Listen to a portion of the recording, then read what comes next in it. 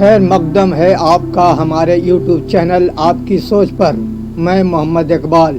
پاکستان کی ادبی اور سیاسی تاریخ میں اگر کوئی ایک نام ہے جو بیک وقت شاعری، سیاست اور عوامی مزاحمت کا استعارہ بن گیا تو وہ ہے حبیب جالب۔ ایک ایسا شخص جو تخت و تاج کے سامنے سر نہ جھکانے کا حوصلہ رکھتا تھا، جس کے الفاظ گلی کوچوں میں نعرے بن کر گونجتے تھے اور جس کی شاعری کو عوام نے اپنے دل کی دھڑکن بنا لیا۔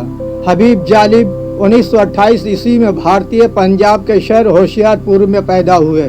تقسیم ہند سے پہلے ہی ان کی زندگی غربت کے رنگوں میں ڈھلی ہوئی تھی۔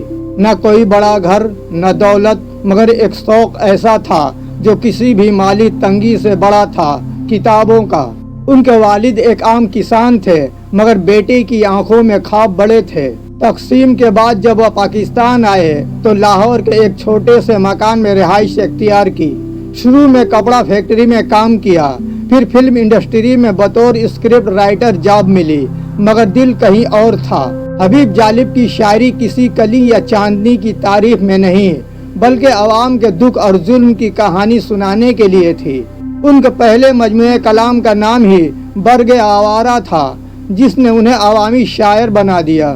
انہوں نے لکھا: ظلم کی بات کو جہل کی رات کو، ظلم کی بات کو جہل کی رات کو، میں نہیں مانتا، میں نہیں مانتا۔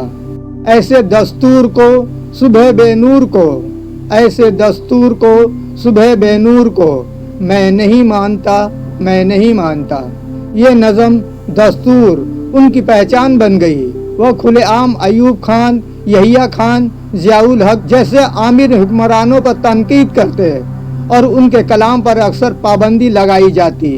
حبیب جالب کے چند مشہور اشعار: شعلے ہیں تو کیوں ان کو بھڑکتے نہیں دیکھا، شعلے ہیں تو کیوں ان کو بھڑکتے نہیں دیکھا، ہیں خاک تو راہوں میں بکھر کیوں نہیں جاتے۔ لوگ ڈرتے ہیں دشمنی سے تیری، لوگ ڈرتے ہیں دشمنی سے تیری، ہم تیری دوستی سے ڈرتے ہیں۔ تم سے پہلے وہ جو ایک شخص یہاں تخت نشین تھا، تم سے پہلے وہ جو ایک شخص یہاں تخت نشین تھا، اس کو بھی اپنے خدا ہونے پر اتنا ہی یقین تھا۔ کوئی ٹھہرا ہو جو لوگوں کو مد مقابل تو بتاؤ، کوئی ٹھہرا ہو جو لوگوں کو مد مقابل تو بتاؤ، وہ کہاں ہیں کہ جنہیں ناز بہت اپنے تئیں تھا۔ اب وہ پھرتے ہیں اسی شہر میں تنہا لیے دل کو، اب وہ پھرتے ہیں اسی شہر میں تنہا لیے دل کو، ایک زمانے میں مزاج ان کا سر عرش بری تھا۔ آئیے حبیب جالب کی زندگی سے ایک سچا اور دل کو چھو لینے والا واقعہ سنیں۔ یہ 1980 کی دہائی کی بات ہے۔ ضیاء الحق کی آمریت کا دور تھا۔ حبیب جالب اکثر جیل میں رہتے اور جب باہر آتے تو بیمار اور کمزور جسم کے ساتھ بھی عوامی جلسوں میں شریک ہوتے۔ ان کی مالی حالت ہمیشہ کمزور رہی، یہاں تک کہ گھر کے خرچ کے لیے بھی مشکل پیش آتی۔ ایک دن جالب کی بیٹی سخت بیمار ہو گئی۔ ڈاکٹر نے ایک مہنگی دوا لکھ دی، مگر جالب کے پاس پیسے نہیں تھے۔ دوستوں نے مشورہ دیا کہ حکومت کے سامنے جھک جائیں، کوئی سرکاری وظیفہ یا انعام قبول کر لیں تو مسئلہ حل ہو سکتا ہے۔ لیکن جالب نے وہ مشورہ رد کر دیا۔ انہوں نے کہا، میں اپنی اولاد کو بھوکا دیکھ لوں گا، مگر اپنی شاعری کو بکنے نہیں دوں گا۔ اسی دوران ایک پرانے دوست کو خبر ملی اور اس نے دوا کے پیسے بھیجے۔ جالب کی آنکھوں میں آنسو آ گئے اور انہوں نے کہا، یہ پیسے میرے لیے نہیں، عوام کے ضمیر کے لیے دعا ہے، وہ کبھی بکنے نہ پائیں۔ یہ واقعہ بتاتا ہے کہ حبیب جالب نے غربت، بیماری اور ذاتی مشکلات کے باوجود کبھی اپنی آواز کو بیچا نہیں۔ وہ اپنی اولاد کے لیے بھی جھکنے کو تیار نہ ہوئے، کیونکہ ان کے نزدیک اصل وراثت دولت نہیں بلکہ سچائی اور حوصلہ تھی۔ حبیب جالب صرف کاغذ پر نہیں لڑتے تھے، وہ ہر جلسے، جلوس اور احتجاج میں سب سے آگے ہوتے۔ پولیس کی لاٹھیاں کھاتے، جیل کی کوٹریاں بھگتتے، مگر کلمہ حق کہنے سے باز نہ آتے۔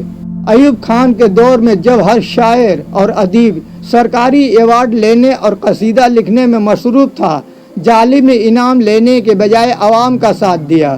ضیاء الحق کے دور میں تو جالب کی ہر نظم ایک نیا جرم بن جاتی، एक मर्तबा उनसे कहा गया कि आप अपनी शायरी में फौजी हुकूमत के खिलाफ लिखना बंद करें। जालिब ने मुस्कुरा कर कहा, मेरी शायरी मेरी सांस की तरह है, इसे रोकना मौत के बराबर है।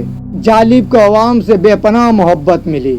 वह किसी भी तकरीब में जाते तो लोग खड़े होकर इस्तकबाल करते। उनकी नज़म वह जो हम में तुम में करार था से लेकर डरते हैं बंदूकों वाले तक हर लफ्ज अवामी ज़बान बन गया। 1972 ईस्वी की एक सर्द रात थी। जालिब एक एहतजाज में शरीक थे जिसमें मजदूर अपने हक मजदूरी के लिए सड़कों पर निकले थे। पुलिस ने लाठी चार्ज और आंसू गैस का इस्तेमाल किया।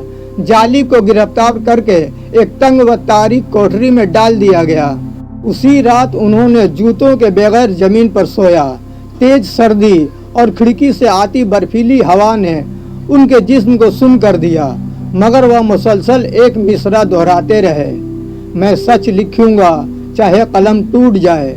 उसी रात एक पुलिस अफसर आया और तंजिया कहा, जालिब साहब आपकी शायरी अब कौन सुनेगा, आप तो यहाँ कैद हैं। जालिब ने मुस्कुराकर जवाब दिया, मैं यहाँ हूँ मगर मेरी आवाज़ बाहर है, और जब तक एक बच्चा भी जुल्म के खिलाफ बोलेगा समझो जालिब जिंदा है। ये जवाब सुनकर वह अफसर खामोश हो गया, मगर बाद में यही जुमला अवामी नारा बन गया। 1993 ईस्वी में हबीब जालिब इस दुनिया से रुखसत हुए, मगर वह जाते जाते ये यकीन दिला गए कि एक सच्चा शायर कभी नहीं मरता।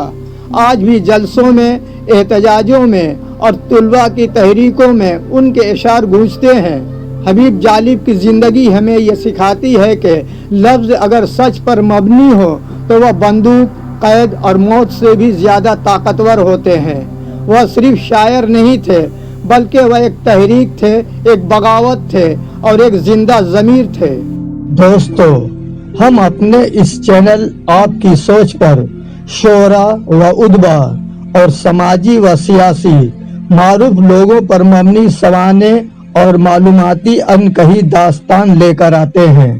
साथ ही साथ दर्जा नहम व दहम के तालिब इल्मों के लिए उनके निसाब के ताल्लुक से शोरा का सवाने हयात भी अपलोड करता हूँ, इसलिए आप मेरे चैनल को ज्वाइन भी कर सकते हैं। अगर आप किसी शायर, शायरा, अदीब या किसी और मारूफ शख्स के बारे में उनका सवाने जानना चाहते हैं तो कमेंट बॉक्स में बताएं, उनका नाम लिखें। इंशाअल्लाह अगले वीडियो में उनका सवाने अपलोड किया जाएगा। मुझे उम्मीद है हबीब जालिब का दास्तान आपको पसंद आया होगा। अगर आपको हबीब जालिब का एक जिंदा बगावत की कहानी पसंद आया तो लाइक व शेयर करें, चैनल को सब्सक्राइब लाजमी करें। खुश रहें।